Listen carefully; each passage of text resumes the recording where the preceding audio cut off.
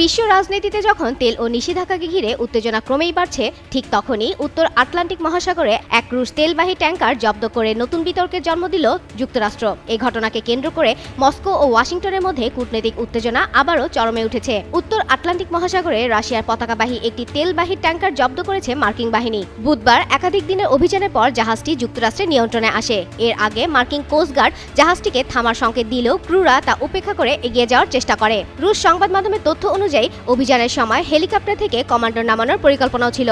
জাহাজ জব্দের ঘটনায় রাশিয়া তীব্র প্রতিক্রিয়া জানিয়েছে।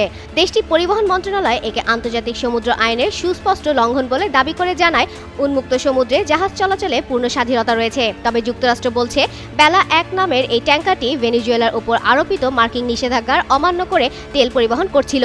মার্কিন প্রেস সচিব ক্যারোলিন লেভিট দাবি করেন, জাহাজটি ভেনেজুয়েলা, ইরান ও রাশিয়ার মধ্যে অবৈধ তেল বাণিজ্যে জড়িত ছিল। ক্রুদের যুক্তরাষ্ট্রে এনে বিচারের মুখোমুখি করা হবে বলে তিনি জানান। এই ঘটনা ভেনেজুয়েলার তেল, মার্কিন নিষেধাজ্ঞা ও রাশিয়া যুক্তরাষ্ট্র দ্বন্দ্বকে নতুন করে আলোচনায় এনে দিয়েছে।